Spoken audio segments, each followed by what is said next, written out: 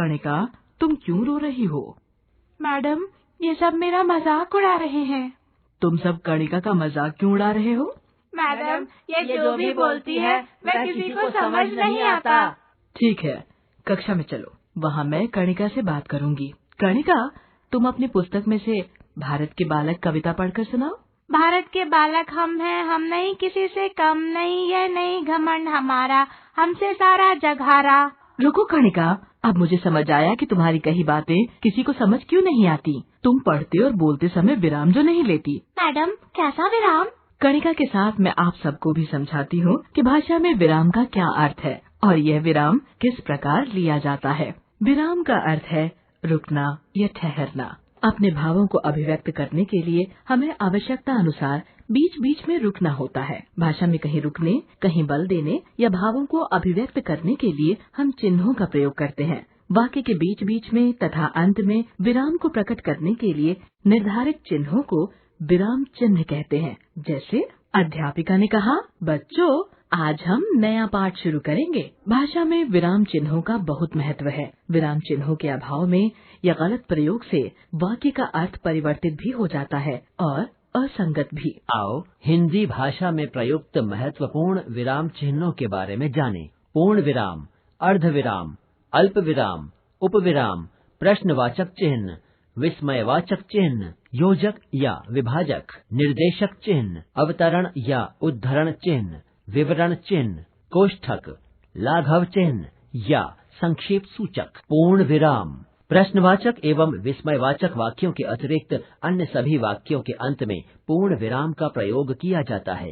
इसके लिए एक खड़ी पाई का प्रयोग किया जाता है। जैसे, मैं खाना खा रहा हूँ, आज वह घर नहीं जाएगा, अब तुम्हें चले जाना चाहिए, शायद कल मैं घूमने जाऊँ। अर्ध विराम, जहाँ अल्प विराम से अधिक किंतु पूर्ण विराम की अपेक्षा कम रुकना हो, वहाँ अर्ध विराम का प्रयोग किया जाता है। इसके लिए अल्प विराम के ऊपर एक बिंदु का प्रयोग किया जाता है। अर्ध विराम का प्रयोग निम्नलिखित स्थितियों में किया जाता है। विभिन्न उपवाक्यों पर जोर देने के लिए, सूर्य की किरणें आकाश में फैलने लगी थीं, चांद मानो अपनी पराजय को स्वीकार कर छुप गया था। मुख्य वाक्य और समानाधिकरण वाक्य का आपस में संबंध न होने पर, अब फिर से प्रयत्न करो, इस बार सफलता अवश्य मिलेगी। शब्दकोश में किसी शब्द का भिन्न अर्थ प्रकट करने के लिए, मैं बाजार जाऊंगी, वहाँ से कपड़े खरीदूंगी, फिर घर लौट आऊंगी। विरोध पूर्ण कथनों को पृथक करने के लिए, वह दुबला पतला है लेकिन कमजोर नहीं है।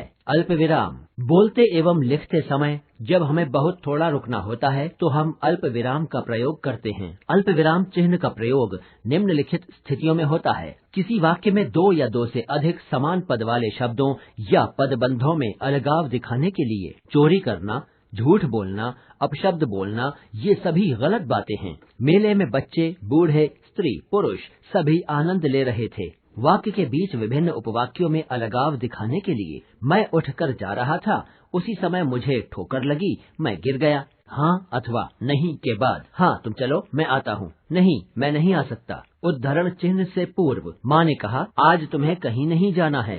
एक ही वाक्य में अनेक प्रश्न सूचक उपवाक्य होने पर प्रश्न सूचक चिन्ह अंत में आता है तथा प्रश्नों के बीच में अल्प विराम का प्रयोग होता है। जैसे, तुम कौन हो, कहाँ जा रहे हो, तुम्हारा क्या नाम है। वाक्य में आए शब्द युग्मों में अलगाव दिखाने के लिए पाप पुण्य, सच झूठ, अच्छा बुरा, बेईमानी ईमानदारी, सभी का हिसाब यही देना होता है।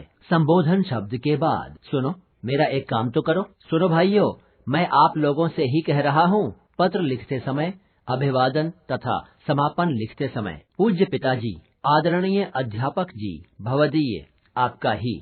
उपविराम, इसका प्रयोग निर्देश देने, संवाद लेखन तथा शीर्षकों आदि में किया जाता है। इसे अपूर्ण विराम भी कहा जाता है। जैसे शीर्षक, विज्ञान, वरदान या अभिशाप। संवाद, विवेक, मित्र तुम क्या कर रहे हो। राजीव, स्कूल का गृह कार्य कर रहा हूँ। प्रश्नवाचक चिन्ह, प्रश्नवाचक चिन्ह का प्रयोग प्रश्न पूछने के लिए होता है। जैसे, आपने क्या खाया, आप कहाँ जा रहे हो। विस्मयवाचक चिन्ह, प्रायः आश्चर्य, घृणा, प्रसन्नता आदि मनोभावों को प्रकट करने वाले विस्मयवाचक शब्दों के बाद ही इस चिन्ह का प्रयोग किया जाता है। इसका प्रयोग निम्नलिखित स्थितियों में किया जाता है। विस्मयवाचक शब्दों अथवा पदों, पदबंधों अथवा वाक्यों के अंत में अरे तुम कहाँ चले गए थे, छी धिक्कार है तुम्हें, तुम कल आओगे मिलने, वाह कितना सुंदर दृश्य है। संबोधन शब्द के बाद भाइयों और बहनों, आप सभी का स्वागत है। मित्रों, आज बड़े अफसोस के साथ प्रश्नवाचक वाक्य के अंत में मनोवेग प्रदर्शित करने के लिए सुन क्यों नहीं रहे, बहरे हो क्या, योजक या विभाजक इस चिन्ह का प्रयोग निम्नलिखित स्थितियों में होता है। समस्त शब्दों में अर्थात समास से बने हुए शब्दों के बीच में ऊपर नीचे, भाई बहन, स्त्री पुरुष, खरा खोटा शब्दों के द्वित्व रूपों में चलते चलते, धीरे धीरे, हंसते हंसते, सोते सोते, तुलना सूचक सा, सी, से के पहले अच्छा सा, तुम सा, लक्ष्मण सा भाई, सीता सी पत्नी, संख्याओं तथा उनके अंशों को शब्दों में लिखते समय 2/3, 3/4, निर्देशक चिन्ह किसी वाक्य, वाक्यांश या पद की ओर ध्यान दिलाने के लिए, विशेष अर्थ सूचित करने के लिए, किसी की उक्ति प्रकट करने के लिए अथवा नाटक में किसी पात्र का कथन प्रकट करने के लिए इसका प्रयोग किया जाता है। जैसे माताजी, बच्चों तुम सब यहाँ तो आओ, गांधी जी ने कहा था सत्य और अहिंसा से ही हम देश को आजाद करा सकते हैं। संवादों अथवा वार्तालापों में नामों के बाद सविता, कैसी हो रीना, रीना ठीक हूँ।